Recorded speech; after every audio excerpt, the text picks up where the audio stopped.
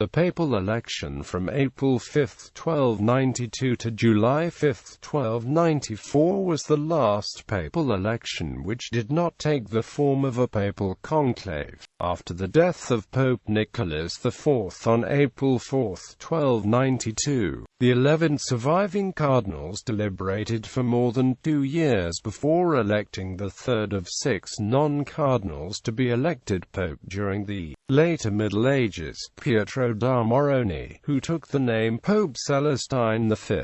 Contemporary sources suggest that Morrone was hesitant to accept his election when word of the cardinal's decision reached his mountaintop hermitage. His ascetic life left him largely unprepared for the day-to-day responsibilities of the papacy, and he quickly fell under the influence of the Neapolitan monarchy of Charles of Anjou, to the dissatisfaction of even the pro-Angevin cardinals within the college. Celestine V resigned on 13 December 1294.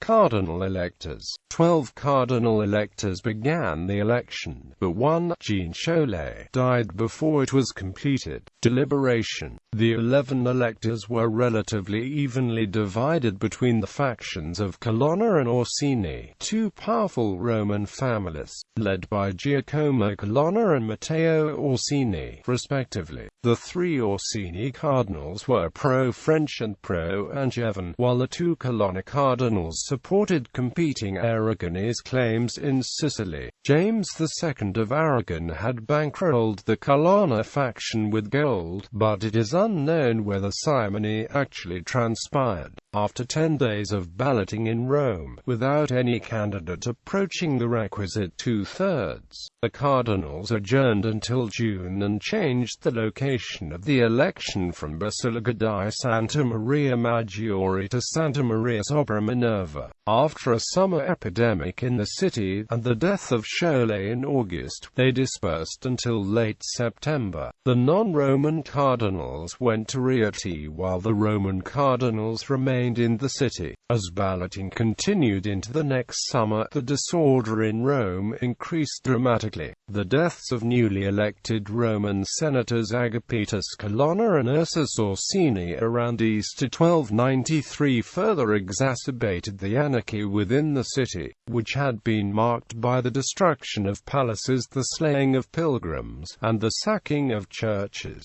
After the summer of 1293, the cardinals dispersed and agreed to reconvene in Perugia on October 18.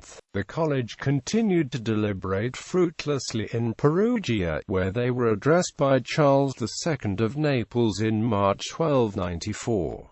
By the summer of 1294, cardinals had begun to disperse, leaving only 6 in Perugia for the final meeting, where a letter was read aloud from a hermit, Pietro da Morrone, stating that God had revealed to him that the cardinals would be punished for any further delay. Latino Malebranca Orsini, the senior cardinal, suddenly nominated Morrone, who would have been well known by the cardinals as a saintly figure, and the other cardinals rapidly agreed and recalled the departed electors to consent.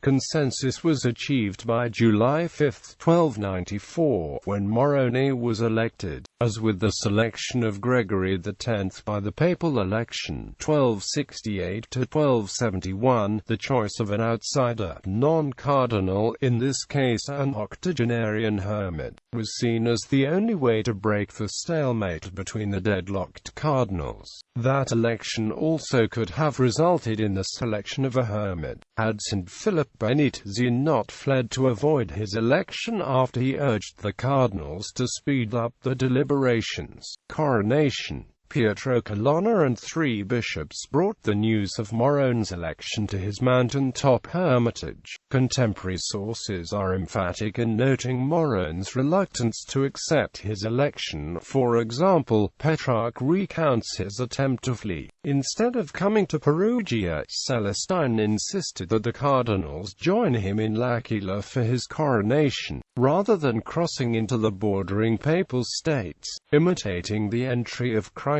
into Jerusalem, Celestine rode a donkey, led by the bridal by Charles II of Naples and his son Charles Martel of Anjou to the L'Aquila Basilica, which was the nearest cathedral to his hermitage. Latino Orsini died on August 10 in Perugia, but many of the other cardinals had second thoughts because of the perceived degree of Angevin control of the new pope. Because only 3 cardinals were present at the ceremony on August 29, it was repeated a few days later when more arrived, making Celestine the only pope to be crowned twice. The Angevin Neapolitan influence of Celestine was evident in his first consistory, during which he created 12 cardinals, including 7 Frenchmen and 3 Neapolitans. This was the first time in history where a single consistory had swung the College of Cardinals so decidedly in one nationalist partisan direction. The cardinals who were not French or Angevin were members of Celestine's former order. Celestine also moved to the Castel Nuovo in Naples, where he continued to live much like a hermit until he resigned, as advocated by many Roman cardinals, including Benedetto Gattani, elected Pope Boniface VIII following Celestine's abdication, proceeded to have Celestine imprisoned while the legality of his abdication remained a prominent subject, and Celestine died a prisoner in 1296.